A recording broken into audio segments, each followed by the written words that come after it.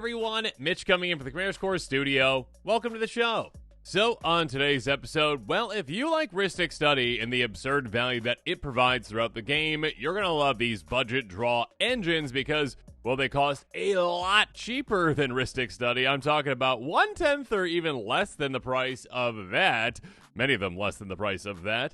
And also, they're not going to upset your friends by you having to say, you're going to pay the one for that? You're going to pay the one? You're going to pay the one?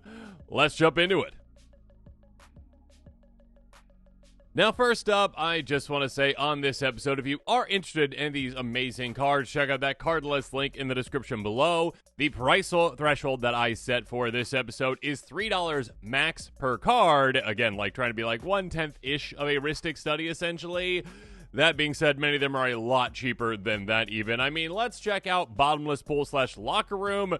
Yeah, I bet you forgot this existed. An 8-cent card. Bottomless Pool is a room. Well, this whole thing's a room, I guess. When you unlock this door, return to one target creature to its owner's hand for a single blue mana. Locker Room, though, is the actual, actual draw engine version of this, or side of this, I should say. Whenever one or more creatures you control deal combat damage to a player, draw a card. It is one or more, yes, and there are better versions of this that we will get to that are also budget-friendly, but this has the flexibility of also being a great way to bounce something, too. So it is flexible like an unsummon, essentially, that also provides you card advantage throughout the game. And again, it is one or more, but it does say to a player, not one or more players. So essentially, up to 3 players can have you draw a card by you hitting them. Lovely. There you go. Next up, Body of Knowledge. Many people out there don't know about this gem. A Star avatar for 5 mana in blue, just 13 cents. Power and toughness are equal to the number of cards in your hand. You've got no maximum hand size, and whenever it's dealt damage, draw that many cards. This is a card that it can be an absolute monster for you. It can be a card that essentially is like, hey, you know what? I'm a 7/7. I'm a 10/10. I am even larger than that depending on some card draw. And actually, like, you can, instant speed draw cards to kind of have like a little combat trick with it too. You've got no maximum hand size though, which is amazing. And of course, whenever it's dealt damage, you draw that many cards. Yeah, hey, you know what? If this gets hit by anything, again, pretend that, you're swinging at an opponent and they don't have any choice but to block because it's so big. Even if you're drawing a couple of cards from that, you're like, oh, sweet. All right, 2-3 cards, whatever it is, maybe 5, 6, whatever it's going to be. Or it can be a great blocker for you where, like, opponents, if they swing at you, whatever their biggest attacker is, are going to be drawing that many cards. Or, of course, any kind of a damage-based board wipe, like Blasphemous Act. Sure. Yeah, Blasphemous Act, the board. All right, either you have one, which is amazing. If you've got, like, especially, like, a pinging deck, this can be incredible for you, too. But yeah, if anyone just casts that, you're like, okay, cool, I'll draw so many cards. This can be an absolute monster and a gem. Moving on. Windreader Sphinx, the 3/7 Sphinx with flying for 7 mana in blue. Whenever a creature with flying attacks, you may draw a card. Again, any creature with flying, not just your own. I should have specified that on this episode, I'm going to be talking about cards that are not for every single deck out there. You're not just going to throw Windreader Sphinx into any deck. But basically, again, if you've got already a decent amount of flyers in the deck, or even if just your commander has flying, essentially, it can be a consideration because, well, it is one where it does have a pretty high converted mana cost, but again, keep in mind just how many flyers there are going to be throughout the game, potentially. Next time you're just playing a game, just miscellaneously take notes on, like, okay, do opponents have flyers? How many flyers do they have out there? Anytime those attacks, you're going to be drawing a card that is absolutely incredible for you. River Kelpie, again, not for every deck out there, but my goodness, is this a powerhouse for the right deck. A 3/3 beast for 5 mana in blue. When it or other permanent enters from a graveyard, draw a card. Keep in mind, this does not say your own. So again, it applies to all players' graveyards. Every single player's graveyard. So if anyone has anything reanimating, anything coming back from the graveyard, you're going to be getting value out for that. Also, whenever a player casts a spell from a graveyard, draw a card. So again, if anyone flashes anything back or jumpstarts or whatever, any different way to play things out of graveyards, you get value out of that. Now, again, don't just toss this into any deck out there, but yeah, if you've got a decent amount of ways to do that, or again, if you've got persist creatures like this one, yeah, this can draw you a card on its own, you're going to be getting so much value with this. Next up, you might not know this card exists, but Military Intelligence is an older card that got reprinted recently, and yeah, it can be great for the right strategy. Enchant for just 2 mana, very low to the ground in blue. Whenever you attack with 2 or more creatures, draw a card. Yeah, just go wide, go aggressive, and swing at your opponents. And you're like, hey, you know what? I'm just going to be swinging. Again, if you got like a wide, aggressive, evasive deck, essentially, yeah, you can get a lot of card draw off of this throughout the game. Get it down early for a low cost and just keep it there. Secrets of the Dead, again, kind of like River Kelpie, again, very specific for the decks that love it, like a Muldrotha deck will love this one. If you don't know about this card, it is incredible for those types of decks. Enchant for 3 mana in blue. Whenever you cast a spell from a graveyard, draw a card. So much value to be had for the right strategy out there. Next up, Thopter Spy Network. Helps out in multiple ways, actually. Enchant for 4 mana in blue. Beginning of your upkeep, if you control an artifact, create a 1/1 colorless Thopter artifact creature token with flying. Whenever one of our artifact creatures you control deal combo to a player, draw a card. So yeah, being able to essentially make more and more and more creatures. You just need one. You just need one artifact in play. If you've got any kind of a deck built around artifacts, if you've got any kind of a deck built around treasures or any other kind of tokens that actually are, artifacts, or if your commander is an artifact creature, there you go. You're going to meet that requirement. Or if you just have like a bunch of mana rocks in the deck and you're not in green, basically, essentially, there you go. This starts you off, and this will get you so much card advantage throughout the game. Again, it is one or more, but it's 2 player, so you can get up to 3 cards with each trip around the table by hitting your opponents, and this gives you evasive creatures. But let's step things up next with Bident of Fasa. Just 30 cents for this powerhouse card. Legendary enchantment artifact for 4 mana in blue. Whenever a creature you control deals combo to a player, you may draw a card. Yeah, this is one of a few cards I'm bringing up on this episode that just really go crazy when it comes to just absolutely insane card engines, where a card like this, for the right strategy out there, can draw you more cards than Rhystic Study can. This also has pay 1 and a blue tap, creature supposed to control attack this turn if able, so this can just do so much work for you. This can send an opponent into just danger, into the worst possible situation where, again, they maybe just like they just have like their commander, and their commander is never meant to attack. You're like, oh, okay, cool. Your little wimpy commander that like has a great ability and all that kind of stuff, or a great trigger. Cool, it's in play, but now it's got to swing at someone and it's going to get taken out. So it's kind of like removal in that way. Or to say way too, well, if you've got, say, like a Pelfor type strategy, force an opponent to maybe attack someone else and do your bidding for you. Or, of course, also just a way to say, you know what, you're going to leave yourself wide open and I can swing at you. So yeah, being able to just draw a card per creature that hits, if you've got a go wide, evasive type strategy, my goodness, the amount of cards this can draw you. Moving on. Kozilek's Unsealing, an enchant for 3 mana in blue. Devoid. Yeah, basically has no impact in the game typically, but anyways. Devoid. Whenever you cast a creature spell with mana value 4, 5, 6, create 2 0/1 spawns that you can sacrifice for a single mana. And whenever you cast a creature spell with mana value 7 or greater, draw 3 cards. Again, when I'm bringing up these cards in this episode, this is a card that you're not just going to chuck into any deck, but the decks that want this, my goodness.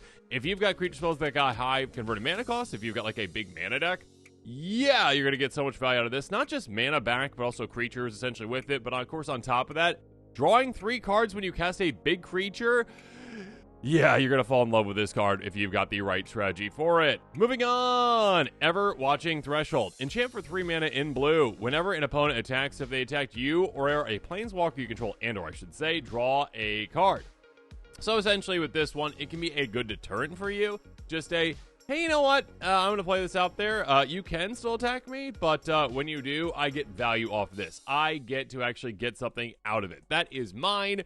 You can't stop me from getting value. If you swing, I'm going to get something out of it. Or again, if you've got a deck that can even force attacks and force people to attack you, essentially, cool. Then you can just get repeat card draw. I mean, with each trip around the table, this technically can give you 3 card draw, right? Which is really good for a 3 mana enchantment. Speaking of which, an enchantment creature horsefish, because that's the thing in Magic. My goodness. A 2/2 horsefish, again, I already said that, for 3 mana in blue. Whenever you cast your first spell during each opponent's turn, draw a card. Again, if you've got an all sorceries deck, no, don't play this. But if you've got essentially a deck that is, well, flexible, maybe as flash creatures, or of course, yes, instant speed cards, like a spellslinger type strategy, you can do so much with this. You can definitely make waves with Wave Break Hippocamp. Being able to just, again, like, go, okay, oh, it's your turn? Okay, cool, opt? All right, yeah, I scry 1, draw a card from my opt, but also I'm drawing a card from this, too. You can, like, double up, like, easy cantrips. It is such a good card for decks that are playing at instant speed, so yeah, great card. One of the cards that kind of started it all, though, Coastal Piracy, an enchantment for 4 mana in blue. Whenever a creature you control deals combat damage to an opponent, you may draw a card. This card used to be so much more expensive than this. Finally got some reprints, and now even like the original version is a lot cheaper. I guess this is technically like the list version, but still. Anyways, this is a card that kind of again started it all with these like card draw engines based off of damage. And again, in Commander, you've got so many ways to get through. You've got so many different opponents that, like, maybe one opponent's got their defenses up, but another one might not. And you're just like, okay, settle my creatures there. Sorry, but I need to draw a ton of cards with my go wide strategy. This is such a good card. Again, pair this with Binding of Fasa and other cards, and you're like, oh yeah, by the way, I'm drawing many more cards than the Rhystic Study player. Let's take things in a different direction, though, with our next card with Curse of Verbosity. An Aura Curse for 3 mana in blue, enchant player. Whenever enchanted player is attacked, draw a card. Each opponent attacking that player does the same. This is kind of like the opposite of ever watching Threshold in a way, which is kind of fun. It also, I guess, technically could be the same thing if you attach it to yourself, which, I mean, that could work, but still. Being able to essentially attach this to an opponent puts a target on that player's back. It is absolutely incredible when that happens because you're like, hey, you know what? All of a sudden, that player is the player people are attacking. Even if they're not a threat, it doesn't matter. It's like, well, I have to attack you at least with one creature because, like, I want to draw a card. So, all of a sudden, yeah, you are maybe making an enemy of one player, but making friends with the other two players, essentially. And again, every time they attack that player, you draw a card. And every time you attack them, you're the only one who draws a card. So yeah, it's a great way to draw a lot of cards throughout the game. One that has gotten better over the years, Ghostly Pilferer. This is a card that, well, can just work in certain strategies anyways. A 2/1 Spirit Rogue for 2 mana in blue. Becomes untapped, you may pay 2. If you do, draw a card. Whenever an opponent casts a spell from anywhere other than their hand, draw a card. Discard a card, it can't be blocked this turn. This can be good for like an unblockable strategy. It can be good for like a get through strategy. Again, like Binding of Fasa type cards are great with it. But of course, also, yeah, discard strategy.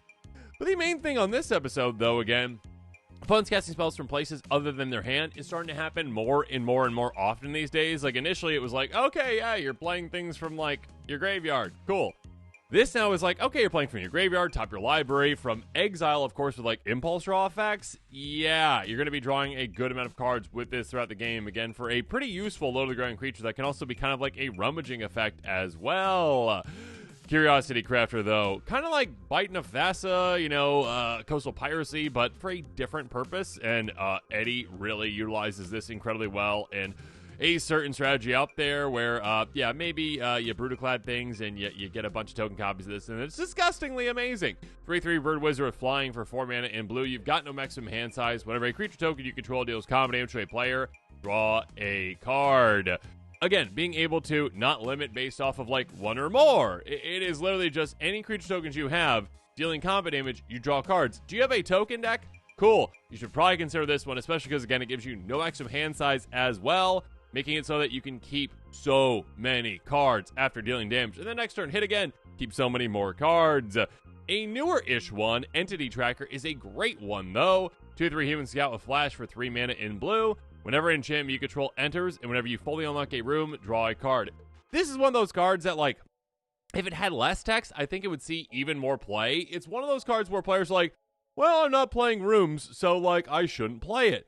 No, like, ignore that part. This is literally just, hey, whenever enchantments enter the battlefield of control, draw a card. You don't have to worry about the room. If you've got the room stuff, cool, that's great. But if you don't worry about it. All you need literally is just to say, am I in an Enchantress build? Great. Or do I have a way to make enchantment tokens with certain strategies out there, I guess I should say, too? Great. Utilize it. It's absolutely incredible. Coastal Piracy, again, there are a lot of versions of Coastal Piracy these days, and they keep getting reprinted, so yeah, utilize them. They are great budget-friendly cards. Reconnaissance Mission is a fantastic card. Enchant for 4 mana in blue. Whenever a creature you control deals combat damage to a player, you may draw a card. Literally, Coastal Piracy on another enchantment that basically costs the exact same amount, and hey, you can also cycle it away if you need to. So again, a cycling deck can definitely utilize it. But yeah, just any other deck that would utilize Coastal Piracy, Binding of Fasa type cards, yeah, it's an absolutely incredible card for a reason. All the reasons I said for the other ones, consider this one too. Archmage Emeritus. Finally, though, a 2/2 Human Wizard for 4 mana in blue. Magecraft, whenever you cast or copy an instant sorcery spell, draw a card. Again, some of these cards that I brought up so far, in the right deck, can be so much better than Rhystic Study. Again, Rhystic Study is just a blanket, very good card. Obviously, it is a game changer for a reason. Potential ban-worthy card for a reason. And also, it is a card that, again, is just generally applicable. That being said, for the right strategy, Archmage Emeritus is so much better than it. If you have a Spellslinger strategy or a copy spell strategy, you can do insane things. Again, the fact that this counts copies as well is just pretty crazy. But yeah, you can do absolutely insane things with this one. Again, every single time you cast an Opt, every single time you cast any instant or sorcery, you're like, oh, okay, cool. I'm basically turning them into an additional cantrip, which is absolutely amazing. All right, buckle up for these next ones, though. We are moving on to black cards with Morbid Opportunist starting things off. This one is incredible. Again, when it comes to certain cards, some players like downplay cards that are like uncommon, but you shouldn't. Like, there are certain uncommons out there that are so good. And it's like, Wizards, how'd you print that uncommon? I'm glad you did, because they're typically cheaper then, but like, how'd you make it uncommon? A 1/3 human rogue for 3 mana in black. Whenever one or more other creatures die, draw a card. This ability triggers only once each turn. Yeah, here's the thing. Again, this might be pretty specific on certain things. Again, it does say one or more. It says once each turn. The things it doesn't specify, though, are non-token. It doesn't say that, and it doesn't say your creatures. Anyone's creatures dying. Anyone's creatures dying at all. Doesn't matter if it's a token creature, non-token creature. You're drawing a card. Again, once each turn. Oh, no. Okay, I mean, that's still, like, you'd rather have it not be that, but, like, this would be, like, a $20 card if it wasn't. All of a sudden, it's like, I mean, we had a $20 card, but still, like, being able to essentially draw 4 cards with each trip around the table. Again, if you've got a strategy where you're able to take creatures out, we're able to sacrifice creatures whenever you want, essentially, like an Aristocrat style strategy, you can take your opponent's creatures out. All of a sudden, you again have so much card draw potential off of this amazing card. Moving on, though. Kothafed. I can never know how to say that. Kothafed? I never know how to say this one. Soul Hoarder, a 6/6 demon flying for 6 mana. Now, this one is risky, I will say, with a huge payoff.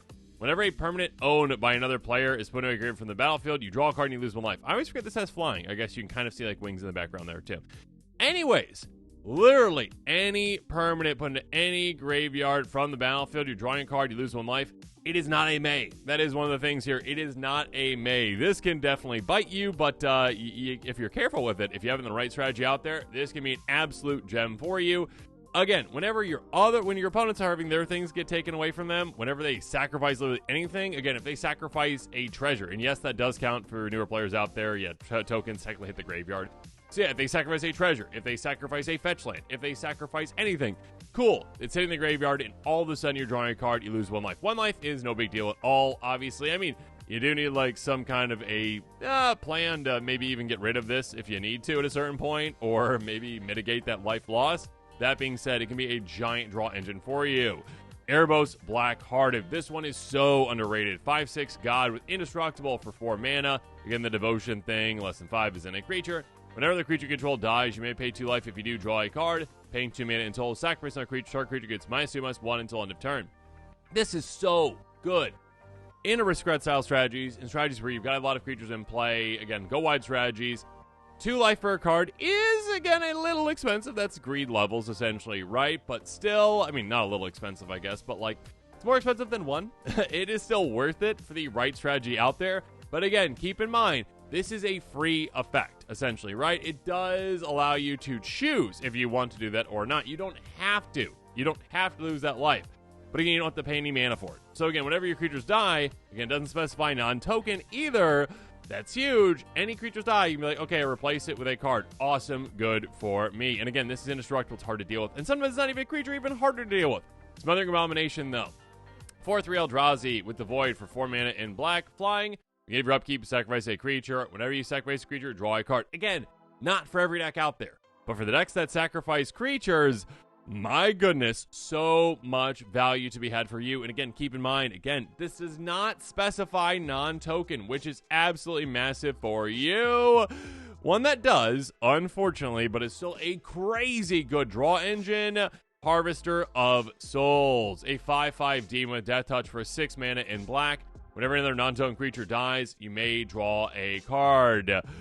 Hey, opponents, this does not specify my creatures, does it? So again, whenever any non-token creature dies, anyone at all, I get to draw a card. It also, it's a 5/5 Death Toucher. That's quite nice too. But yeah, any creature on the board dying at all, the non-token creatures, you're drawing so many cards. So if you've got a strategy, again, where you're sacrificing your own creatures that are non-token, or if you got a strategy where it's like a bunch of edict effects, or a strategy where it's a little control-y and you get to destroy things, or just like you just cast a wrath and all of a sudden like, or anyone casts a wrath, you're like, oh, okay, how many non-token creatures on the board?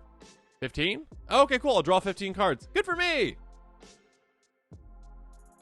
Things are just heating up, though, with one of the craziest value engines in Magic, in my opinion. I can't believe that this is actually budget-friendly right now. Waste Not, an enchantment for 2 mana in black. Whenever opponent discards a creature card, create a 2/2 black zombie creature token. Whenever an opponent discards a land card, add black/black. When an opponent discards a non-creature non-land card, draw a card.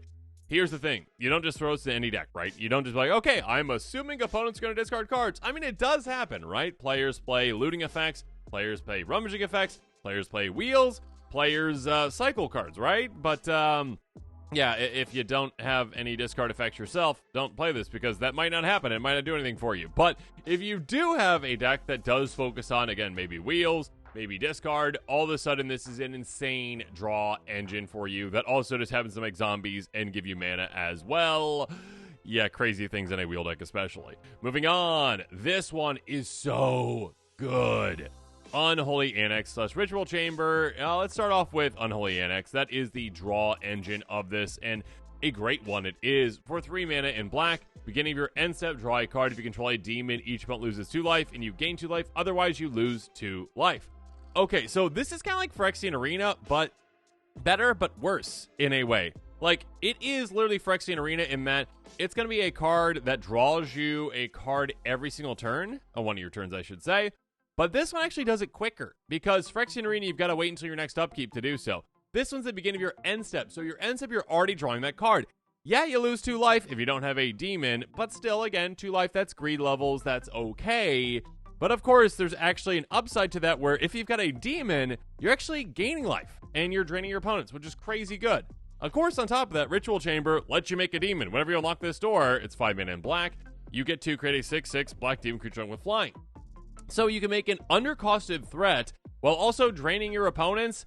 Yeah, even if you don't have that demon in play, it's still well worth it. And again, you're drawing cards quicker than you're actually drawing from Phyrexian Arena, which is insane. Pick it up. And also, make sure you check out the card list link in the description below again. Anyways, Call of the Ring. Here we go. An enchantment for 2 mana in black. Beginning of your upkeep, the Ring tempts you. Whenever you choose a creature as your ring bearer, you may pay 2 life. If you do, draw a card. Again, if you're choosing ring bearers, great, good for you. You are able to utilize this again as basically a lower to the ground Phyrexian Arena, just again 2 mana instead of 3, essentially, with the benefits of the ring bearer stuff going on. But of course, or the ring tempting you stuff, I should say. But anyways, yeah, being able to pay 2 life instead of 1, that is, again, a little more costly, greed levels, but still, you're in Commander, you're willing to pay it. You got ways to gain life too, or mitigate that life loss. Or just, again, you've got 40, so you use 20 times, right, basically? So yeah, it's a crazy good card. Moving on. Gix, Yawgmoth Praetor, kind of like a Coastal Piracy, but in a different way. So much fun. 3/3 Phyrexian Praetor for 3 mana in black. Now, this is a legendary creature, so of course, as a commander, it's amazing. But of course, don't forget about it as a draw engine, the 99 as well, for the right deck.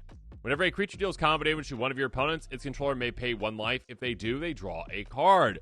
This can be a great way to incentivize your opponents to hit each other, which is so much fun to do, kind of like Curse of Verbosity style, but also a way to incentivize you to do so as well. You are going to be drawing so many cards with the right strategy with this one. If you've got a go wide strategy, if you've got an evasive strategy, cool, go draw so many cards. Again, it's not limited to, well, again, like 1 or more creatures, so like you can draw a lot. On top of that, also, you can, like, Villainous Wealth, like, in a big way. Pay 7 mana in black, discard X cards, exit the top X card to target opponent's library, play lands, cast spells from among them without paying their mana cost. Just a nice additional thing to say, oh, you know what? Let's actually just win the game by Villainous Wealthing off the top of an opponent's library. Finally, though, Doom Weaver, a 1/8 spider that has reach and costs 6 mana in black. Got Soul Bond. As long as it's paired with another creature each of those creatures has, when this creature dies, draw cards equal to its power. Yeah, this card is super underrated, in my opinion. If you've got a deck with a good amount of creatures that have a good amount of power, yeah, this is absolutely crazy. Mr. Orfeo is the deck that I have this one in, and I consistently can draw so many cards with it. And keep in mind, if you got that creature that's attached to this, and then that thing dies, and you draw, like, say, like 6 cards or whatever it is, great, good for you. Get another creature in play, and then soul bond that to this, and then all of a sudden you've got another way to draw even more cards. Let's zero in on some red cards, though. Starting off with one that might surprise you. Just 2 cents for Tavern Brawler. Again, a card that is a background, but I think the backgrounds kind of get forgotten sometimes, where it's like, you don't have to have a commander that says choose a background to utilize them. They can just be an enchantment that you're like, okay, I use an enchantment. Cool. For 3 mana in red. Commander creatures you own have at the beginning of your upkeep, exile the top card of your library. This creature gets +X/+0 until end of turn, where X that card's mana value. You may play that card this turn. So this is one where, hey, you know what? If you've got some essentially commanders that are, again, ones that you're going to be having in play a lot, ones that you might be aggressive with, just essentially it's one where this can pump your commander quite a bit, which is quite nice, but also just like free impulse draw off the top of your library on all your turns that you have your commander in play. It can be quite great for you. Speaking of great for you, and not for your opponent, Stolen Strategy. In red, we got to go a bit different. I guess I said card draw engines probably at the beginning of the episode, but red's impulse draw, which is like kind of like, it's temporary card draw, okay?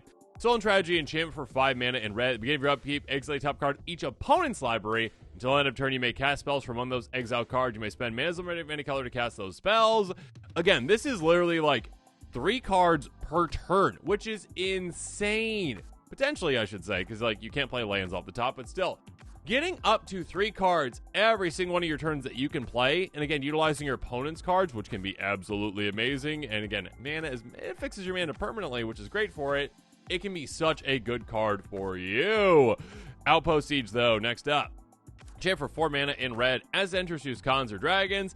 I mean, okay, let's go through dragons first, because that's not the one that we're focusing on. Whenever a creature you control leaves the battlefield, 1 damage to any target. That can be a great like win condition for some decks, kind of like a reverse impact tremors. That being said, I guess this is more targeted, but still. At the beginning of your upkeep, exile the top card of your library. Until end of turn, you may play that card, is the con side of this, and that is what I'm talking about on this episode and why it's such a good card. Again, literally just, okay, you get to impulse draw on all your turns. That is a great way to take advantage of that. And of course, if you've got ways to actually gain benefits from playing, things from exile or outside of your hand, that's great too. Next up, in a different way, Dragon Mage. A Dragon Wizard 5/5 with flying for 7 mana in red. Deals combination to a player. Each player discards their hand, then draws 7 cards. A repeat wheel effect. Yes, this can benefit your opponents, but it can also throw a wrench in your opponent's plans because they're discarding their hand and they don't know what they're getting, so they could get something worse, and maybe they planned out their turns and they can't do that anymore because they're getting random cards. But yeah, it's a great repeat way to get more and more and more card advantage. Speaking of advantages, though, Visions of Phyrexia. Enchantment for 4 mana in red. Begin your upkeep, exile the top card of your library. You may play that card this turn. Begin your end step. If you didn't play a card from exile this turn, create tap Power Stone token. Basically, this is a way to say, you know what? Okay, I'm going to be getting card advantage off the top of my library. And yes, I can play that card, like impulse draw kind of style, so it can be a land as well. If I choose not to play that card at all, again, I just got that free card. If I don't want it, cool. I still get a benefit off of that. I get a Power Stone token, which isn't for every deck, but still, just keep in mind that, you're still getting, the impulse draw with the first part of it. But, of course, if you have any artifacts, again, this mana can't be spent to cast a non-artifact spell. So if you've got artifacts in the deck, cool. It's just free mana for artifacts, and that can build up a lot throughout the game. Or activated abilities, especially if you've got those for, say, your commander. That's great. So, yeah, there's a lot of different ways that you can utilize that mana. But, yeah, just being able to get, repeat impulse draw is great. Neheb, oh my goodness, Neheb is such a good card. A 5/4 zombie minotaur warrior, because that's the thing. With trample for 4 mana in red. It's one of those where they have to shrink the text so much because it's that's such a long name. When Neheb, Dreadhorde champion, deals combat to a player or planeswalker, you discard a number of cards. If you do, draw that many cards and add that much red. On a turn, you don't lose mana steps and phase's end. It can be a great way to replace your hand, again, which is great, but also just give you a giant burst of mana, too. Keep in mind, Double Strike can work amazing with this one as well. There's other ways to take advantage of it, but yeah, Neheb can be a fantastic, again, champion. There you go. It's in the name for you in the right strategy. Pay close attention to this next one, though, because it's a newer card and you might have missed it, but if you're a fan of luck, good for you! Or luck, or whatever the name of that. I can't even remember the name of it anymore now. Loot. There you go. It's loot. Okay, yep. Hoping we never see loot again. Sorry, loot fans out there. Enchantment for red. At the beginning of your upkeep, exile the top card of your library and play that card this turn. Now again, even if you don't like loot, like maybe some players out there, yeah, still consider the card because, well, it is a great impulse draw repeat card. Again, very simple, very effective. I would say, again, with this one, you need to probably be in, obviously, mono red or, like, 2 colors, or maybe you got to be really, really, really good at fixing your mana if you have more colors than that, because red is pretty aggressive on the specificity of that mana value. But if you got a Devotion red deck, congratulations, good for you. Fnatic and Mogus is going to be so happy with this one. But yeah, again, 3 mana, Impulse Draw, that is great. Again, kind of like a Phyrexian Arena-ish with, like, no downside when it comes to life loss, with the downside of, like, you have to utilize the card right away, but the upside of, again, potential benefits from playing that card from exile. Cool. Here we go, though. This one's super spicy. Wild Wasteland. Enchant for 3 mana in red. Skip your draw step. Okay. Begin your upkeep, exile the top 2 cards of your library. You may play those cards this turn. Super risky. Again, not for every strategy out there. Just skipping your draw step, yeah, maybe you don't want to do that. But what you might want to do is utilize this in a way where, yeah, you're basically changing out 1 card for Impulse Draw 2 every single one of your turns. Again, getting access to 2 cards instead of 1. Is it risky? Sure. Is it a card that's only for certain strategy? Sure. But you're basically doubling up the amount of value that you can potentially get on your turn off the top of your library. So consider it. How about Virtue of Courage, though? Enchant for 5 mana in red. And also, I guess let's start off with the Instant Adventure, because it does have that, and that's cheaper for 2 mana in red. 2 damage to any target. That being said, the actual enchantment part of this is, whenever a source you control deals non-combat damage to an opponent, you may exile that many cards to the top of your library. Play those cards this turn. Obviously, for specific decks. If you don't have any ways to deal non-combat damage to opponents, don't utilize this card. But if you have a commander that does that, or a deck built around non-combat damage to opponents, my goodness, the amount of Impulse Draw you can get is absolutely incredible with this card, because you're going to be like, okay, ping. Oh, awesome draw. Or not draw, but like temporary draw. You know what Impulse Draw is. Anyways, ping, do it again. Ping, do it again. Yay! And again, it's based on not just like each individual instance of ping, but like the amount of damage, which is incredible. Valakut Exploration, though, yet another great one. Enchant for 3 mana in red. Landfall. Whenever a land enters the battlefield under your control, exile the top card of your library. Play the exile card for as long as it remains exiled. This is absolutely incredible. Kind of like Tatiova-ish, but for Impulse Draw in a way. Again, play it for as long as it remains exiled, so that's quite nice. It's not Tatiova level. I'm not saying that, right? Again, like, Impulse Draw is definitely different. But still, it is a great way to say, hey, you know what? Land's coming to play, and I get to utilize cards off the top of my library, which is amazing. On top of that, though, beginning of your end step, if there are cards exile with it, put them in their owner's graveyard, then it deals that much damage to each opponent. So again, you do get that card on your turn, or again, I should say, like, until your next end step, because technically your opponent's turns you get them too. But yeah, you're still getting them. You're getting time to play them. But then, hey, you know what? If you don't use them, they still actually give you value. They hit your graveyard, and they punish your opponents for a lot of damage. So that can actually be part of your strategy too. Just, hey, deal out damage. Yay! Okay, pay close attention, though, because we are moving on to green, and green has an absurd amount of card draw engines. Yeah, whoever at Wizards is a big fan of green has been just pushing green for years and years and years. Like, yeah, they can do that too. Yeah, they can do that too. Okay, so much draw. Yay! Garruk's Packlater, a 4/4 beast for 5 mana in green. Whenever another creature you control power 3 or greater enters, you may draw a card. Keep in mind, this doesn't specify a lot of things. One of those things is non-token. So if you're making a bunch of token creatures that have power 3 or greater, I mean, certain commanders literally just do that like every single turn. My goodness, World Serpent. But yeah, being able to just go, okay, cool, draw a card, draw a card, draw a card, draw a card. Even if you're not doing that, if you've just got like a go-wide strategy in green that's got like a good amount of large creatures, you're going to get so much value out of this. So yeah, again, a card that like technically could be better than Rhystic Study for the right strategy out there, which is crazy. How about Keeper of Fables, though? This one I think gets slept on a little bit.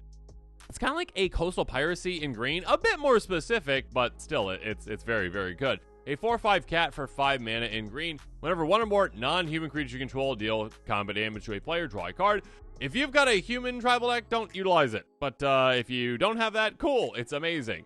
Because it is a great way to, again, draw up to 3 cards with each tripper on the table. If you are, you know, the go-wide evasive strategy getting through on your opponents with non-human creatures, again, 1 per creature. I guess with these, I should say, technically, like, if you've got additional combat steps, you can draw even more. Or if you've got double strike on your creatures, yeah, that actually works too. That's hitting once, drawing, hitting a second time, drawing again to that same player. So yeah, technically, there's ways to draw more than that. Like, you can, again, with this, technically draw like 6 with 3 double strike creatures. Or again, extra combats obviously draw even more. Yeah, just keep in mind, just at a base level, still a great draw engine for you. Garruk's Uprising, such a good card. They stapled like everything onto this. Enchantment for 3 mana in green. Enters the battlefield if you control a creature with power 4 or greater, draw a card. So you already can just like literally cantrip with this one. It's like, okay, cool, I played it. I get to replace it. Good for me. Creatures you have control of trample. If this was literally all this card had, it would still probably see play because like there's that 2-mana enchantment that just give creatures trample and it still sees play. It's great. That being said, whenever a creature with power 4 or greater enters the battlefield under control, draw a card. Slightly higher than, again, the threshold that's established with Garruk's Pack Leader, but still, like, you're in green. You probably have big creatures. Congratulations. And again, no limitation on non-token creatures. Doesn't specify non-token. So, yeah, utilize this. Draw so many cards with it. Have fun. Next up, one of the funniest names, I think, in a commander card. Thickest in the Thicket.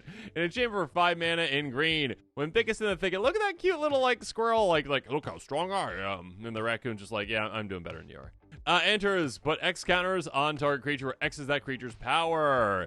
On top of that, beginning of your end step, draw 2 cards if you control the creature with the greatest power or tied for the greatest power. So this one is one where, again, kind of like I talked about earlier with like that new-ish Phyrexian Arena. Yeah, drawing on the end step. This is a way to immediately get value off of this. I mean, on top of like doubling up, a creature's power essentially. If you've got the biggest creature on the board, if you've got like a stompy strategy, or if you just have a big creature strategy, you are able to just assume that you have the most power, and probably do at least on the very first one. You're going to be drawing 2 cards. And if you can consistently draw 2 cards on your turn at the end step, that is incredible. So again, you literally get immediate value off of this from the counters, immediately get value off it at the end of the turn from that card draw. With each trip around the table, with each turn, drawing an extra 2, that can be absolutely huge for you. Wait until you see this next one, though, because I think players forget that Primordial Sage is a thing. A 4/5 Spirit for 6 mana in green. Where you cast a creature spell, you may draw a card. The may is nice, but yeah, I mean, it is literally just, hey, you play creatures? Oh, you're in green? You're probably playing creatures. You're going to be drawing a ton of cards with this. Now, there is a better version of this I'll talk about here in a little bit. But still, it doesn't mean you can't use both versions in your deck, obviously. So there you go. Enchantress's Presence. This is just a solid card for Enchantress build. Enchant for 3 mana in green. Whenever you cast an enchantment spell, draw a card. Super simple, super effective, super amazing. Yeah, what's not to love about this? Again, if you have an Enchantress build, it's already enchantment. It's going to help you draw more cards from other Enchantress effects, so you gotta love it. Oh my goodness, though. Fecundity. A card that, yes, is a risk. But, yeah, for the right strategy out there, it is one of the most absurd cards for you. Enchant for 3 mana in green. Whenever a creature dies, that creature's controller may draw a card. Here we go. So again, the risk is inherent that you are allowing your opponents to do so as well. There are no breaks on this, though. There are no limitations at all. It doesn't specify, again, non-token creature. So because of that, it's literally just, oh, okay, I've got a 3-mana enchantment that whenever any of my creatures die, I get to choose to draw a card or not. That is incredible. If you're willing to live with, okay, your opponents also get some value out of this, and you know, oh, I've got an aristocrat style strategy, I'm going to be getting so many creatures out and sacrificing so many creatures, I'm going to get so much value off of this, I am willing to give my opponents some cards for that, so that's fine.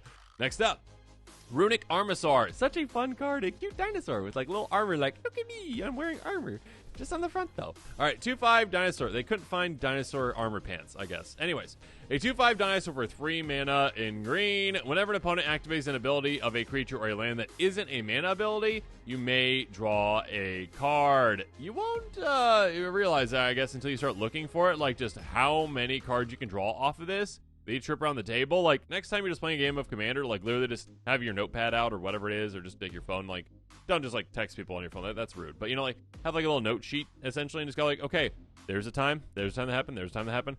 It's gonna be a lot. Again, there are a lot of decks that are literally built around creatures that, like, have activated abilities that aren't mana abilities. Like, there's a lot of Commanders out there just have activated abilities. Keep track of how many that happens, because it's going to happen quite a bit. You're going to be drawing a lot of cards off of this absolutely powerful gem. Speed of which, though, Soul the Harvest. I would say somewhat similar to Primordial Sage, but in a different way. Actually, it's probably more like Garruk's Pack Leader. Anyways, a 6/6 elemental will trample for 6 mana, so already a decent-sized creature with trample. Lovely. Whenever another non-zone creature enters battlefield under control, you may draw a card. Again, it does specify non-token, so there is a limitation to that. That being said, there's no power limitation unlike your pack leader. So again, no matter what creatures you have coming into play, great, draw cards. And again, I forgot to mention this with pack leader too, but like, not just playing them, but like blink effects. If you have like an eerie interlude type effect where you blink your entire board, you're like, okay, go away, come back. Oh, by the way, I just had 8 creatures on the battlefield. Okay, I draw 8 cards. Good for me! Now let's switch up strategies, though, with Ripjaw Raptor. Instead of having creatures come into play, let's have creatures hit me. Come over here. Come on. 4/5 dinosaur for 4 mana in green, Enrage. Whenever it's dealt damage, draw a card. Again, if you've got any kind of like a lure strategy out there, like forced kind of blocks, or like you just have this back as a blocker, or again, if you're just being very aggressive, your opponents have to block essentially, or if you've got any kind of a ping strategy, especially where you can consistently ping this, my goodness, again, the amount of card draw you can get out of this. It's not for every deck out there. Don't just chuck in a deck assuming it's going to be like a great draw engine for you and be like, why is no one blocking it? Oh no. But yeah, if you've got a way to either force blocks, if you've got a way to ping it, if you've got a way to utilize it as a great blocker, utilize it effectively. You can get so much value off of this. Idle Blossom's yet another great Enchantress effect, a 2/2 enchantment creature spirit for 4 mana in green. Whenever another enchantment enters the battlefield under your control, draw a card. Again, are you an Enchantress deck? Great. Utilize it. It's great. Or if you've got like a commander that makes enchantment tokens. There's very few of those, but you know what I mean. Broody Enchantress, yet another great Enchantress. This is worded really weirdly, the old version, but basically, hey, whenever you cast an enchantment, draw a card. Again, like back then, really weird. 0, draw a card. Use the ability only means successfully cast an enchantment spell only once for each such spell. Each such spell. That's an interesting way to put it. Anyways, 0/2 for 3. Man, I think it's a human. I can't remember what it is exactly. Human. Yeah, I think it's a human wizard. I don't know. Anyways, it's an Enchantress. Cool. Next up the Beanstalk. A card that is super good in other formats, but also very good in Commander for the right deck out there. Enchantment for 2 mana in green. When it enters the battlefield, and whenever you cast a spell of mana value 5 or greater, draw a card. This is already just a cantrip for you, okay? You get that card back after playing this. You just go, okay, I play it, great, I draw a card. In a Blink deck, in an ETB Abuse deck, my goodness, the amount of card draw you can get out of this anyways. But of course, if you've got a big mana deck, if you've got a big spells deck, if you've got an X spells deck, you can draw so many cards with this gem. Again, low the ground enchantment that stays in play for a long time. It can draw you so many cards and also just replace itself. What's not to love? Next up, another Enchantress. Again, we've gotten a lot of them lately over the past couple of years, but a 1/3 human warrior for 3 mana in green. Whenever an enchantment enters the battlefield under your control, put a counter on this and draw a card. This can become just such a powerhouse card in play. Not only a giant draw engine for you, of course, but also a way to just smack your opponents for an absurd amount of damage. So have fun with that. Toski, Bear of Secrets. Speaking of smacking your opponents, do so with a cute little squirrel and your entire army. A 1/1 squirrel for 4 mana in green. It can't be countered, so it's protected right there. It's also indestructible, double protected. On top of that, it attacks each combat fable. Oh no, I have to send my cute squirrel in there. Great, good for me. On top of that, though, whenever a creature control deals combat to a player, draw a card. Again, basically, yet another way to say, hey, coastal piracy, but this time on a adorable squirrel that is also destructible and can also draw me cards itself. Yeah, such a good card for a go wide strategy and evasive strategy as well. Next move in the game plan, though, is to take advantage of opponents sacrificing their artifacts, like, treasures. Yeah, we've got an absurd amount of treasures lately. This is an amazing card. Niverian Rebel is a 3 mana enchantment for, well, in green, I should say. Whenever an artifact is put in your opponent's graveyard from the battlefield, you may draw a card. Again, newer players might not realize that this includes tokens as well, but it does. So, yes, this one could be a risk to put in your deck if you don't have, say, a commander that, or a strategy that actually gives out artifact tokens. There are strategies like that, or, makes opponents have artifacts, I guess I would say. This is a riskier card to play. That being said, know your play group. Know if players are playing a lot of treasures. There are a lot of players playing with a lot of treasures these days. Not just like treasure-based strategies, but like a lot of cards that just happen to make treasures. Or again, play artifacts. Artifacts, I believe, still is I think artifacts is the most popular strategy out there right now for an EDH rec. And then treasures is like second or third or something like that. So yeah, there's a lot of artifacts out there, and this can just be a powerhouse. Again, yet another card that is so much better than Rhystic Study in the right situation. Again, not for every situation, but literally if you got opponents like, I play Brass's Bounty and I make 7 treasures, and you're like, okay, cool, thank you. When you sacrifice those, I'm going to be drawing 7 cards for doing nothing other than just having this in play. So it's an absolutely incredible card. Heartwood Storyteller, again, not for every single deck out there, but a great one. 2/3 Tree Folk for 3 mana in green. Whenever a player plays a non-creature spell, each of the player's opponents may draw a card. Again, can be more of like a group huggy type strategy, or just like if you have like a completely creature-based strategy where you're never actually playing non-creature spells, but your opponents are going to be. You are benefiting the other players, but still, yeah, you can get a lot of value out of this for the right strategy. Elemental Bond. Yeah, Wizards keeps reprinting this, and like it's still expensive. Wizards reprinted some more. I mean, it's not expensive. It's still budget-friendly at $275, but we are getting toward that like top threshold that I set for the episode again. That being said, expensive for an uncommon, I would say. Enchant for 3 mana in green. Whenever a creature you control with power 3 or greater enters, draw a card. Just Garrick's Pack Leader, basically, but on an enchantment, so it's probably going to stick around for a bit longer. That being said, obviously, there's benefits for having a creature version of it, but this is, yeah, cheaper as an enchantment, too. It's pretty crazy. Again, it doesn't limit, again, to non-token, so, yeah, draw so many cards with something like this. Next up, Beast Whisperer. I did mention this one earlier when I was talking about... Well, yeah, the card that also does the exact same thing. Whenever you cast a creature spell, draw a card. I guess this is slightly different. I lied a little bit. Primordial Sage says you may draw a card. That being said, usually don't care too much about that with this kind of a strategy. 2/3 Elf Druid for 4 mana, though. You can draw so many cards with this. Also has a relevant creature type. Sorry, Druids out there, but Druids can be, I guess, but mostly Elf. So yeah, this is a very, very good card to draw you so many cards throughout the game for a creature-based strategy. Yeah, it's a steal right now for under $3. It's usually more expensive. Zendikar Resurgent, though, my goodness, this does absolutely everything for you. Enchant for 7 mana in green. Whenever you tap a land for mana, add 1 mana to your mana pool of that type, or any type that land produced, I should say. Whenever you cast a creature spell, draw a card. Double up your mana, basically, and now all of a sudden turn every single creature spell into a cantrip.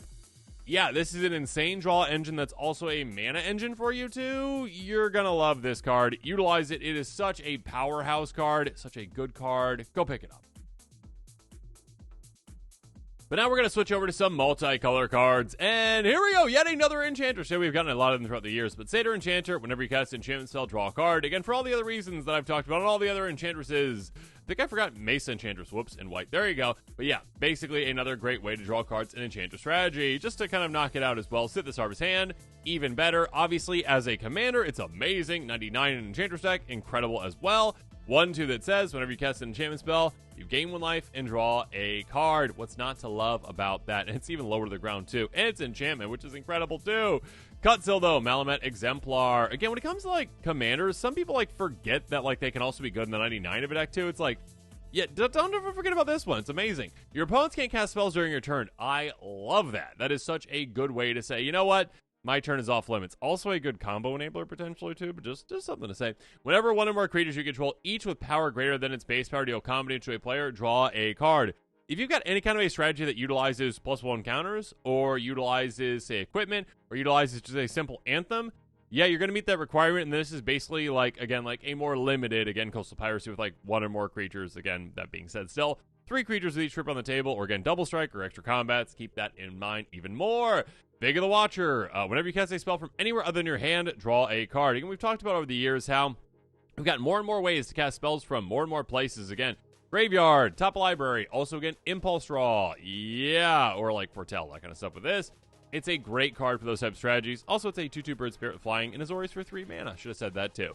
Drogskull Reaver. My goodness, this is such a powerhouse. I love it for the right strategy. 3/5 Spirit, Flying, and Double Strike, and Lifelink, all the keywords. For 7 mana and Azorius, whenever you gain life, draw a card. If you've got a life gain strategy, this can just be the draw engine you need to go into play. And it's like, I am hypercharging my deck, drawing every single card in the world. Let's move on, though, to Sire of Stagnation. Oh, this is just such a disgusting card. A 5/7 draws you a Devoid for 6 mana in Dimir. Whenever a land enters the battlefield under an opponent's control, that player exiles the top 2 cards of their library, and you draw 2 cards. This is like reverse Tatiova, but doubled. And it is absolutely crazy, and I love it.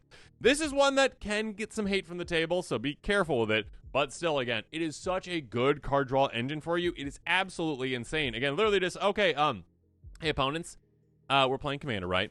You're going to be playing lands, right? Cool. I'll draw 2 cards every single time you do so, and you exile 2, I guess. Why not? Cool. But also, on top of that, again, if you Evolving Wilds or if you ramp, I get even more. Good for me. So many. Again, like, literally, if everyone just, like, plays their land drop for a turn, you get 6 cards. You just basically drew a new hand. Oh, it's so good. Garna, Bloodfist of Keld. Such a good card as well. 4/3 Human Berserker for 4 mana and Rakdos. Just 11 cents for this version. Whenever the creature you control dies, draw a card if it was attacking. Otherwise, Bloodfist of Keld is going to deal 1 damage to each opponent. So basically, hey, if you have an aristocrat style strategy where you have like free sacrifice outlets, you can determine if your creature's going to die when they're attacking. You can be like, okay, cool. Hey, creature, swing. All right. Oh, my opponent didn't block those? Cool. All right. They dealt damage, but also I'm going to sacrifice them. Great. Good for me. So yeah, being able to sacrifice your creatures to actually force that card draw, or again, if you've got ways to force blocks, essentially, that's a great way to do it. But yeah, if not, deal damage anyways. Cool. Great for aristocrat style strategy and some others as well. Okay, we had to get there eventually, though, and yeah, Tatiova, an 8-cent uncommon card that probably should have never been uncommon, but oh my gosh. A 3/3 Merfolk Druid for 5 mana in Simic landfall. Whenever a land you control enters, you gain 1 life and draw a card. You're in Simic, or, you know, at least you're in Simic colors. You know, in the 99 of a deck, you're in Simic colors at least. You're going to be playing a lot of lands, most likely. I mean, you're in green. So yeah, you're going to be drawing so many cards, gaining so much life. The life gain is just like nice, like cherry on top kind of thing. But the card draw every single time a land enters is insane. Just literally, okay, I played Evolving Wilds of Kraken, I drew 2 cards. I played a Rampant Growth, I drew a card. You turn all of your ramp into cantrips, basically. And then also you turn all of your land plays into cantrips. It's insane. Such a good card. Bred for the Hunt, very good in +1 counter strategies. Whenever a creature you control with a counter on deals combat damage to a player, you may draw a card. Enchant for 3 mana. It's basically a lower to the ground coastal piracy. Again, just for counters builds. If you literally don't have any ways to get counters on your creatures, don't play this card, obviously, because it's not going to do anything for you. But if you do have ways, again, just a simple, like, okay, like, all my creatures get a counter. Oh, all of a sudden, I've got a lower-to-the-ground Coastal Piracy that can draw me so many cards throughout the game. Moldervine Reclamation. This card is absolutely incredible. Enchant for 5 mana in Golgari. Whenever a creature you control dies, you gain 1 life and draw a card. This does not specify non-token. You literally get to draw. It's like Fecundity, but just for you. And again, you also gain life. You get to draw so many cards off of this, and you get to gain so much life. It is such a good card. It's just an uncommon. It's very cheap, 32 cents. Pick it up, people. Vraska joins up. Not for every single kind of deck out there, obviously, but a very good one for the decks that want it. Legendary Chimp for 2 mana in Golgari. Enters the battle. When it enters the battlefield, put a Death Touch counter on each creature you control. That's already great. Again, literally just making it so that every single one of your creatures has Death Touch.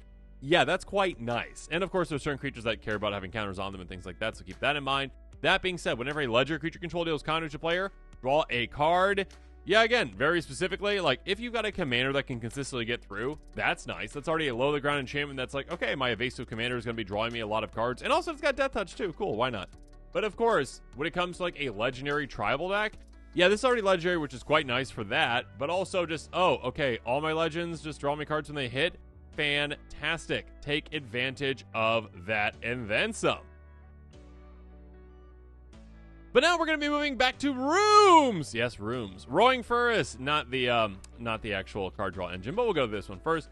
It's 2 mana in red. When you unlock this door, it deals damage to the number of cards in your hand to target creature devoted controls, so some great removal for you. I mean, it could be like low to the ground, like just, okay, yeah, take out something for, 2 mana. Great.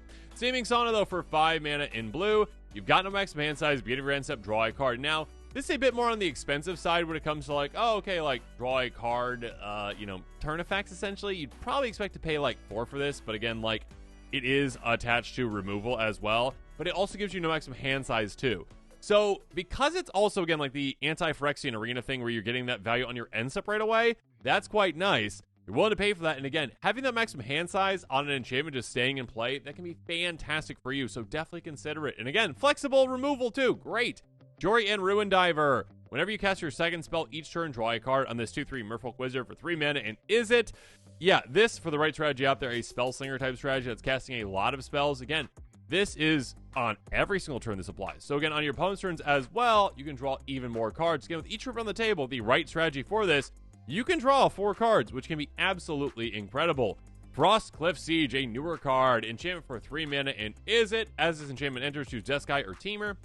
Let's go through Teamer first, because that's the version that we're not really talking about in this episode, but still a great version. Creatures you control get +1/+0 have trample and haste. That's insanely good. Again, like fervor type effects are typically 3 mana. My creatures get haste. Cool. This also gives them trample and +1/+0. Lovely. That being said, though, the draw is great too. Whenever one or more creatures you control deal combat damage to a player, draw a card. Again, the more limited version of Coastal Piracy, but also lower to the ground, and still, yeah, 3 cards that you trip on the table, or again, more double strike, more extra combats, even better than that.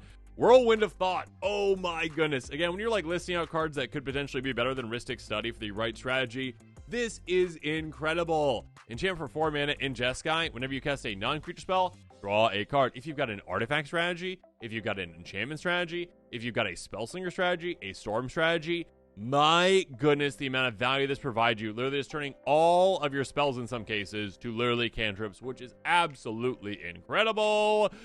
And also, again, to round out the multicolored spells, I think people forget about Tulane. Like, literally, it is an amazing commander. It is so pushed. But also in the 99 of a Bant deck, my goodness. 2/4 Human Druid with Vigilance for 5 mana in Bant. Whenever you cast a creature spell, draw a card. Then you may put a land card from your hand on the battlefield. By paying 3, you can tap this and bounce our creature control back to its owner's hand. Oh my goodness. Again, literally, casting any creature spell, draw a card. So again, already like Beast Whisperer, basically, but oh, it's 1 more mana. But also, just ramp, by the way. Also, just ramp. Get lands out, and also this can bounce creatures when you need to. Then you can replay them and do that again. Absolutely incredible engine for you. That is just 65 cents. Finally, though, let's tackle some colorless cards, starting off with Symmetry Matrix. Such a cool, interesting, wonky card, but I love it. Artifact for 4. Whenever a creature of power equal to its toughness enters the battlefield under your control, you may pay 1. If you do, draw a card. Now, if you have a strategy where you've just got like, okay, like I'll look through like all my creatures and see like, oh, do I have a lot of creatures that have the same power and toughness? Cool, great, good for me. But just a more simple thing to think about is, oh, do I have like a creature token strategy? The vast majority of creature tokens out there that are being made are literally the same power and toughness. Most of them like being like 1/1s, make a bunch of like 1/1 warriors or whatnot. Cool.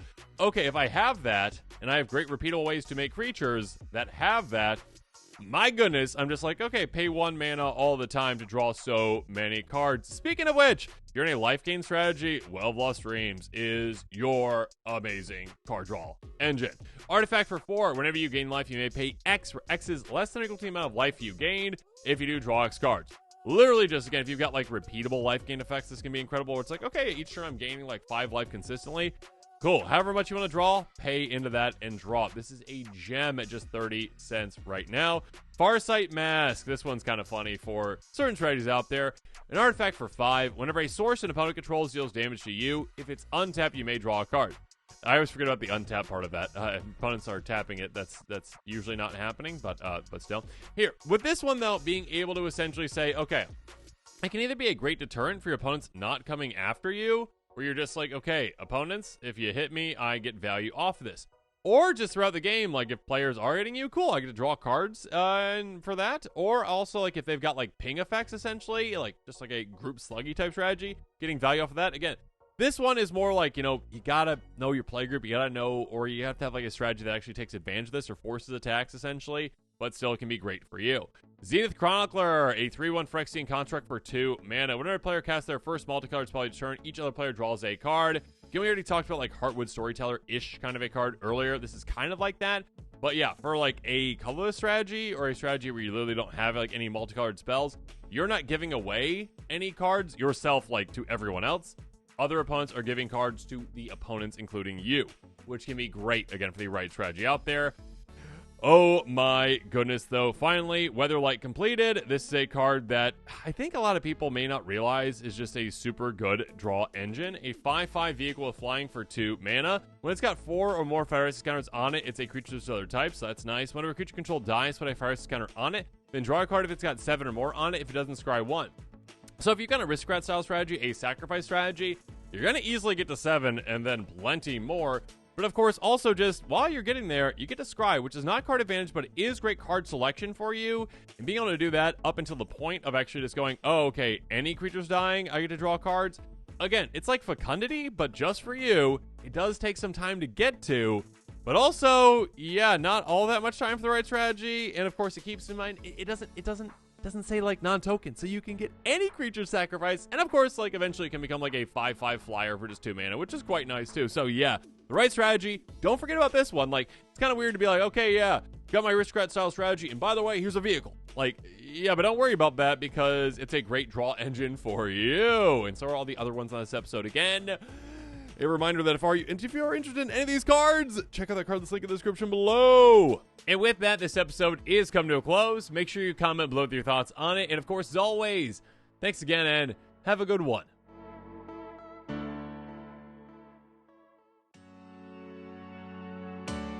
This show and episodes like this one are possible thanks to viewers like you. If you're looking for an easy way to help support this show, make sure that you like, share, and subscribe. Also, hit that bell notification icon so you don't miss any new episodes. You can also go check out our playmats and other merchandise at thecommandersquarters.com. Another easy way to support this show is with our TCG player affiliate links. So whether you're buying a deck or individual cards, you can use this general link right here or one in the description. And the final way that you can support this show is by supporting us directly by becoming a patron. There are many benefits to being a patron, and I truly couldn't do this without all of their support.